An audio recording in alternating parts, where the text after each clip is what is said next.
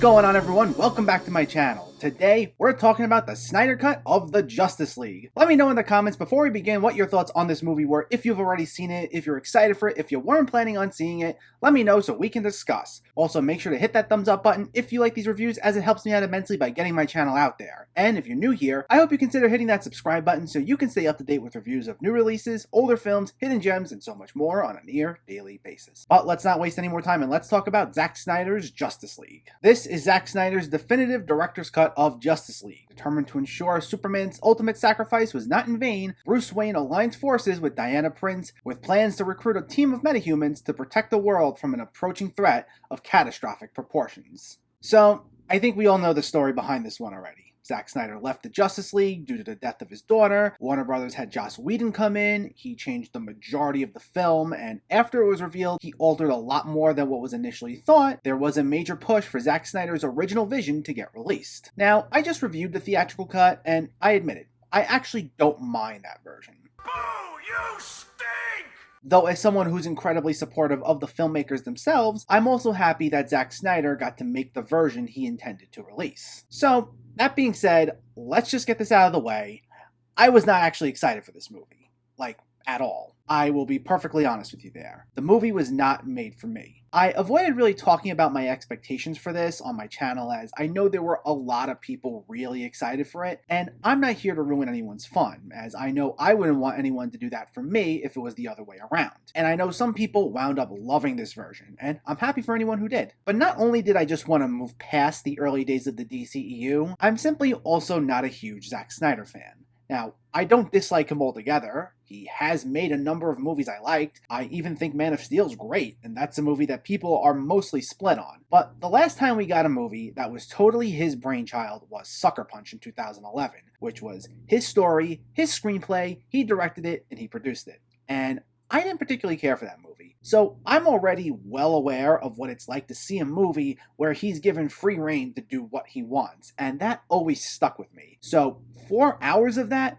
wasn't something I was keen on watching. However, I was pleasantly surprised by this. Now, I wouldn't say I loved it, but I think the one thing we can all agree on was that it is definitely an improvement over the theatrical cut. Now, how much of an improvement you find it to be relies heavily on how much you love Zack Snyder as a director. So, let's start with what worked. My main criticism of the original cut was that it often felt rushed. While it's very to the point and goes by fast, we also didn't get a clear sense of character motivations, particularly Steppenwolf. Plus, that film is also the first time we were properly introduced to Aquaman, Cyborg, and the Flash in this universe, and they all just got like a scene or two each before they got thrusted into the action. Now this fixes a lot of that. While this film in essence follows a lot of the same beats as the theatrical cut, it expands heavily on backstories, and we spend much more time during certain sequences that went by pretty quickly in the original version. For example, the battle at Themyscira early on in the movie, which I already liked, is now even grander in scale and has more of that epic feel here.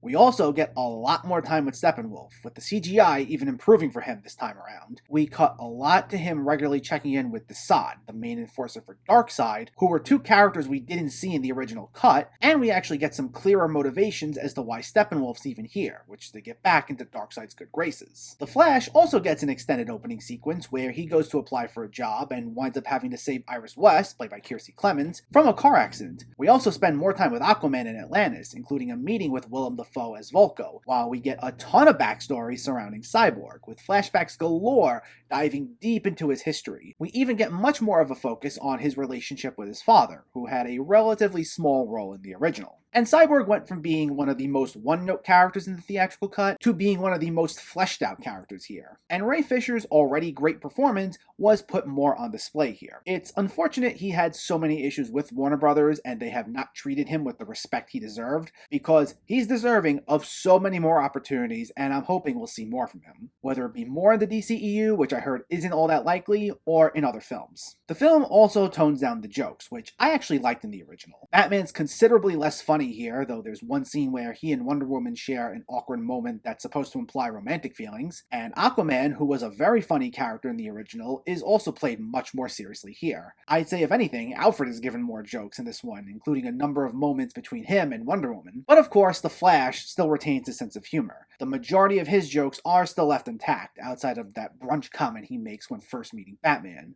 Like brunch. Like, what is brunch? You wait in line for an hour for essentially lunch. I mean, I don't know.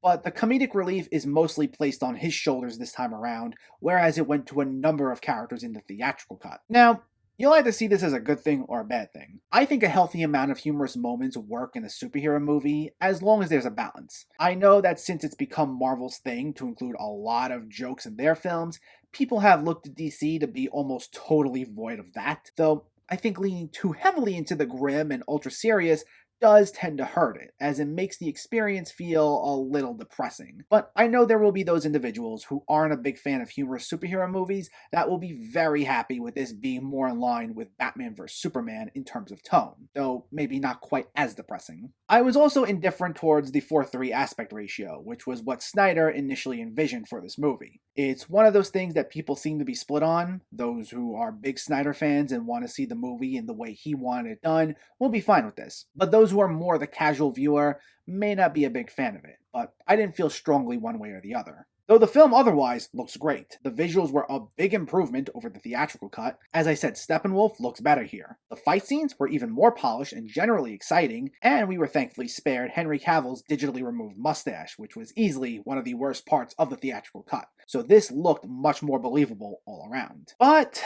let's get to the giant elephant in the room, which is 4 hours was way too long for this. I had a major issue with this film's runtime for a number of reasons. Now, I have nothing against longer movies in general, and I even said the mandate to keep the theatrical cut only 2 hours hurt it. But while the extended runtime for this allowed for more storylines to get fleshed out, that's not all it was used for. We get a number of scenes here that go on for way too long that are simply there for Snyder to show off his usual directorial style, which are these stretched out sequences played in slow motion. We see this especially in the first half, which was arguably more of a chore to get through than the second half. And we see this in at least one scene apiece with each of our respective heroes. And this is where I said this comes down to your enjoyment of Snyder's directorial style. I don't mind his slow motion shots in general, especially when it was used in his earlier films, but like Sucker Punch, it's so overused here, and it's done to just try making even the most mundane moments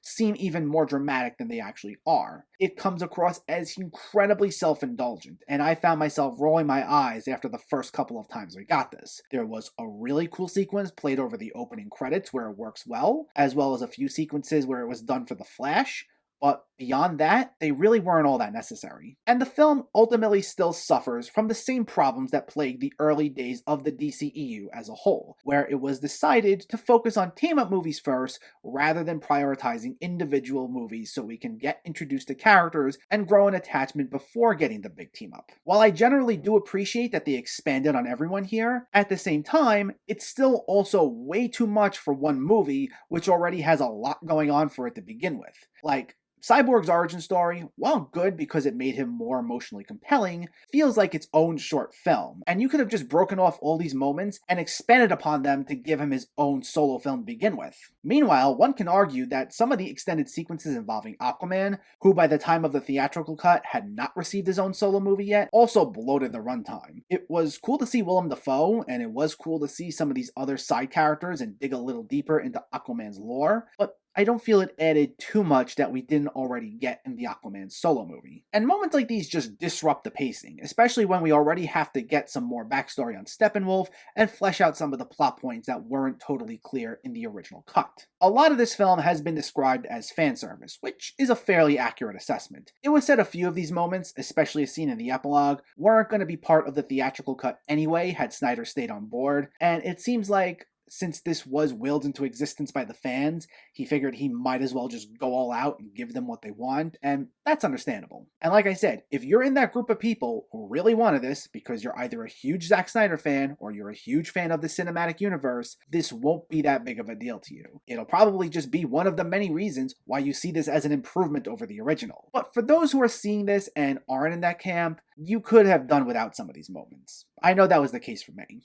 And I don't know what's going to happen with the DCEU moving forward. The focus seems to be more on solo projects and at most smaller team-up movies like the Suicide Squad, and according to Snyder himself, this isn't considered the canon version of the film and he hasn't been asked to work on any more movies with DC. I believe they're still going with whatever was established in the theatrical cut, which, to be clear, without spoiling anything, there are a number of important plot points where paths really diverge and it does make a difference. But who knows? I don't know if they're going to eventually walk back what Snyder said, and I'm sure this is going to be very successful, so maybe that will have some influence over their decision making moving forward. Only time will tell. But at the very least, hopefully they won't pull what they did with this again anytime soon, and maybe this will be seen as the turning point for the cinematic universe. So was the Snyder Cut worth the wait?